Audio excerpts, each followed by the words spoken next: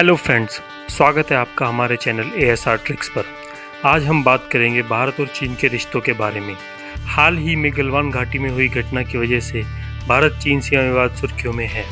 भारत चीन के विवादों की लिस्ट बहुत लंबी है और यह उनमें से ही एक है। तो आइए चलिए देखते हैं भारत चीन के कौन कौन से ऐसे बड़े बड़े विवाद हैं जो हमेशा से भारत को परेशान करते आए हैं। ये है मसूद अजहर, पाकिस्तान का एक आतंकवादी और जैश-ए-मोहम्मद का सरगना, भारतीय संसद पर हुए हमले का मास्टरमाइंड। पाकिस्तान की मदद से मसूद अजहर भारतीय ज़मीन पर आतंकवाद मंचाता रहा है। भारत ने UN से मसूद अजहर को ग्लोबल टेररिस्ट डिक्लेयर करने की मांग करी थी, परंतु UN में चीन ने कभी भारत का साथ नहीं दिया, उल्टा पाकिस्तान को फंडिंग देता रहा और पाकिस्तान मसूद अजहर को। इन सब के बावजूद पिछले साल यानी 1 मई 2019 को भारत ने मसूद अजहर का नाम ग्लोबल टेररिस्ट में शामिल करा दिया है। मसूद अजहर के बाद आते हैं हम दूसरी शख्सियत के पास। उनका नाम है दलाई लामा। दलाई लामा तिब्बत के सबसे बड़े धर्मगुरु हैं। तिब्बत के निवासी और बौद्ध धर्म को मानने वाले दलाई लामा को भगवान मानते हैं। 1950 के दशक में ही चीन ने अपने हिंद संप्रदाय के लोगों को तिब्बत में भेज दिया और उन्होंने तिब्बतियों को वहां से निकाल दिया। धीरे धीरे चीन ने तिब्बत पर कब्जा करना शुरू किया। तब तिब्बत निवासियों ने भारत में शरण ली और वे अपने धर्मगुरु दलाई लामा के साथ धर्मशाला हिमाचल में रहने लगे। भारत का तिब्बत के लोगों को 1959 में शरण देना चीन को अच्छा नहीं लगा। भारत ने चीन को विश्वास दिलाया कि तिब्बती शांतिपूर्वक भारत में रहेंगे। भारत ने भी तिब्बतियों को चीन के विरुद्ध कोई भी प्रदर्शन न करने का आग्रह किया। इसके बावजूद 1962 में हमने चीन के साथ युद्ध देखा। भारत चीन की सीमा दरअसल भारत तिब्बत की सीमा है।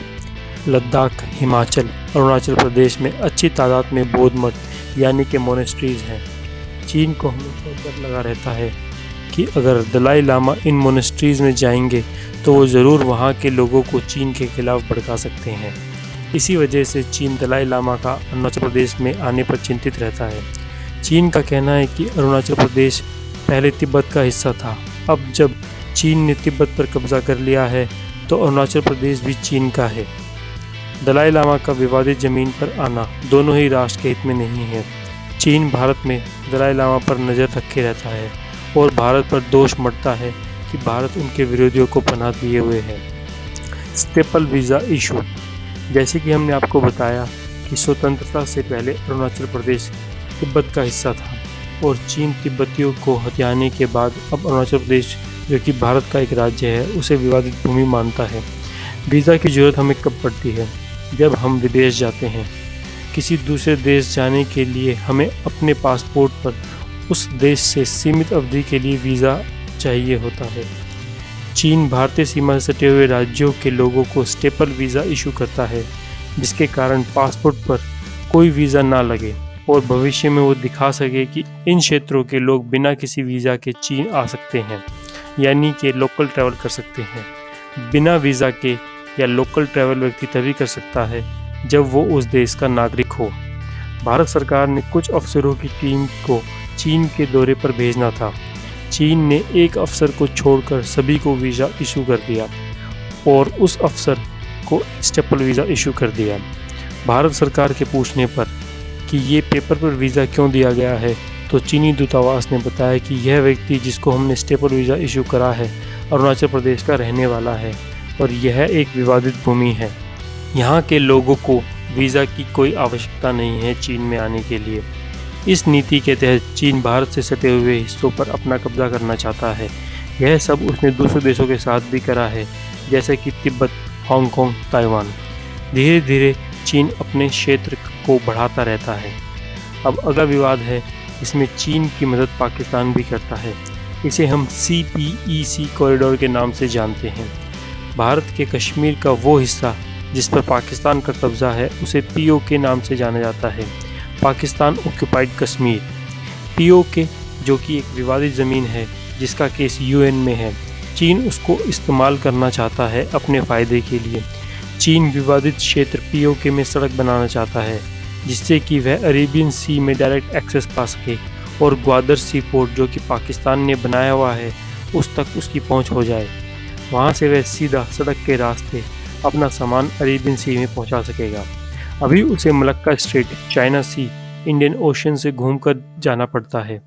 यहाँ सड़क निर्माण करने के बाद चाइना का रास्ता काफ़ी आसान हो जाएगा। फिर वह सड़क मार्ग के रास्ते अपना सामान अफ्रीका और गल्फ कंट्रीज़ में आराम से भेज सकेगा। भारत इसका शुरू से ही विरोध करता आया है। पीओके, जो कि एक डिस्प्यूटेड टेरिटरी है, इस पर चाइना अपना हक कैसे जमा सकता है? पाकिस्तान से मिलकर वह यहाँ पर सड़क निर्माण कर रहा है। पाकिस्तान को समय समय पर पैसा देकर और टेररिज्म का बढ़ावा देकर अपना उल्लू सीधा करता रहता है चीन, जो कि एक बहुत ही गलत रास्ता है। पाकिस्तान और भारत के इस विवादित हिस्से में चीन दखलंदाजी करता रहता है और भारत को नुकसान पहुंचाने की पूरी नीयत उसकी नज़र आती है। चीन की एक और नीति जिस पर भारत हमेशा अपनी चिंता जताता रहा है, जिसे हम स्ट्रिंग ऑफ पर्ल्स यानी मोतियों की एक माला के नाम से जानते हैं। मोतियों की ये माला कोई मोती नहीं, भारत के पड़ोसी देश हैं।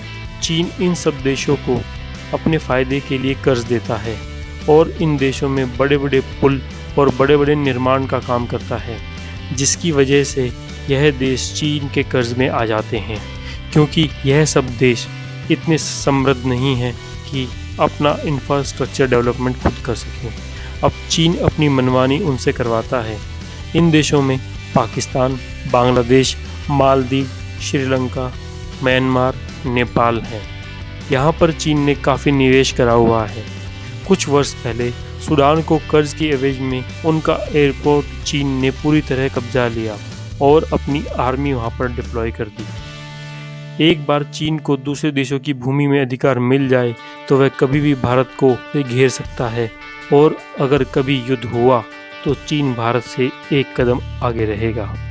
भारत और चीन का अगला विवाद है नदी ब्रह्मपुत्र। ब्रह्मपुत्र नदी के पानी के बंटवारे के लिए भारत चीन में कोई समझौता नहीं है। तिब्बत में ब्रह्मपुत्र को यारलंग सांगपो के नाम से जाना जाता है। यह नदी हिमालय से निकलती है और ब्रह्मपुत्र नदी तिब्बत से निकलकर अरुणाचल प्रदेश में भारत में आती है और फिर बांग्लादेश से निकलते हुए यह बंगाल की खाड़ी में गिरती है। चाइना ने यहाँ पर 3 बांध बनाए हुए हैं। इन 3 बांधों पर चाइना पानी जमा करता है और कोई भी संधि न होने के कारण वह वाटर लेवल के बारे में हमें कोई जानकारी नहीं देता है।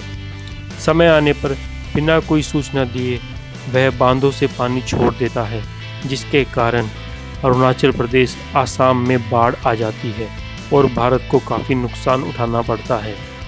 यह सब इसलिए होता है क्योंकि हमने कोई वाटर ट्रीटी नहीं करी हुई है चाइना से, जैसे कि हमने पाकिस्तान से इंडस वाटर ट्रीटी कर रखी है। इंडस वाटर ट्रीटी के तहत भारत 19% और पाकिस्तान 81% पानी का उपयोग करता है। हमारा अगला मुद्दा हाल ही का सीमा विवाद है। भारत और चीन की सीमा 4056 किलोमीटर है। लद्दाख, अरुणाचल प्रदेश में चीन हमेशा विवाद उत्पन्न करता रहा है। चीन अरुणाचल प्रदेश को तिब्बत का एक हिस्सा मानते हुए उस पर कब्जा करना चाहता है। सीमा विवाद चीन से इसलिए भी है क्योंकि भारत चीन के बीच कोई अंतर्राष्ट्रीय सीमा रेखा नहीं खींची गई है। यह इसलिए भी है क्योंकि यह क्षेत्र पहाड़ियों और नदियों से बना हुआ है। यहाँ पर ऐसी कोई सीमा खींचना बहुत ही मुश्किल है और चीन मैकमोहन लाइन को नहीं मानता, और LAC यानी कि लाइन ऑफ एक्चुअल कंट्रोल हमने नक्शे पर बनाई हुई है, तो उसको ज़मीनी स्तर पर लागू करना बहुत मुश्किल हो जाता है। इसलिए चीन धीरे धीरे अपना क्षेत्र विस्तार करता रहता है। ज़मीन के इस धीरे धीरे विस्तार को सलामी स्लाइसिंग कहते हैं। जिस तरह से लोग सलामी के छोटे छोटे हिस्से कर कर पूरी सलामी ख़त्म कर देते हैं, उसी तरह चीन छोटे छोटे हिस्से काटता रहता है, और यह वह हिस्सा है जो पहाड़ी क्षेत्र है जहाँ पर नदियाँ काफ़ी हैं। यह नदियों का रुख मोड़कर नक्शे में परिवर्तन करता रहता है और अपना विस्तार बढ़ाता रहता है। अरुणाचल प्रदेश का हिस्सा जो कि 90,000 किलोमीटर स्क्वायर का एक बड़ा हिस्सा भटका है, वह भारत से छीनना चाहता है, लेकिन भारत यह कभी नहीं होने देगा। अंतर्राष्ट्रीय स्तर पर चीन भारत के साथ खड़ा हुआ नहीं दिखाई देता। UN यानी संयुक्त राष्ट्र के 5 परमानेंट मेंबर्स हैं: अमेरिका, ब्रिटेन, फ्रांस, रशिया और चीन। एशिया जैसे बड़े महाद्वीप से केवल एक ही देश परमानेंट मेंबर है। जापान और भारत भी अब परमानेंट मेंबर बनना चाहते हैं। काफ़ी देश भारत का हक में हैं, परंतु चीन यहाँ भी हमारा रास्ता रोके हुए है। वह कभी नहीं चाहता कि भारत को वीटो पावर मिले। NSG न्यूक्लियर सप्लायर ग्रुप में भी चीन ने हमेशा बाधा उत्पन्न करी, जिससे कि भारत को न्यूक्लियर फ्यूल ना मिल पाए। इसी तरह ADB यानी कि एशियन डेवलपमेंट बैंक से भारत को मिलने वाली वित्तीय सहायता को भी रोका गया। चीन ने अरुणाचल प्रदेश को विवादित भूमि बताकर वहां पर कोई भी कार्य करने के लिए ADB बैंक से वित्तीय सहायता में बाधा उत्पन्न करी। इन सब कार्यों से चीन की नीयत भारत के प्रति साफ नहीं है। इन सभी विवादों के साथ हम यह तो जान गए हैं कि चीन हमारा एक अच्छा पड़ोसी देश नहीं है। ऐसे देश के पड़ोस में होने के फ़ायदे कम, नुकसान ज़्यादा हैं। एक बात तो सच है कि हम अपने पड़ोसी देश को नहीं बदल सकते। जो हम बदल सकते हैं वह उनके साथ अपने रिश्ते। तो हमें बेहतर नीतियों के साथ चीन से आगे बात करनी होगी। अगर हम चाहते हैं कि दुनिया में हम एक शक्तिशाली देश की तरफ प्रगति करें, तो युद्ध के बारे में हमें सोचना भी नहीं होगा और आपस के मनमुटाव को मिटाना होगा। पंचशील योजना एवं हिंदी चीनी भाई भाई की तर्ज पर हमें आगे बढ़ना होगा। इसी तरह भारत एक समृद्ध शक्तिशाली देश बन पाएगा।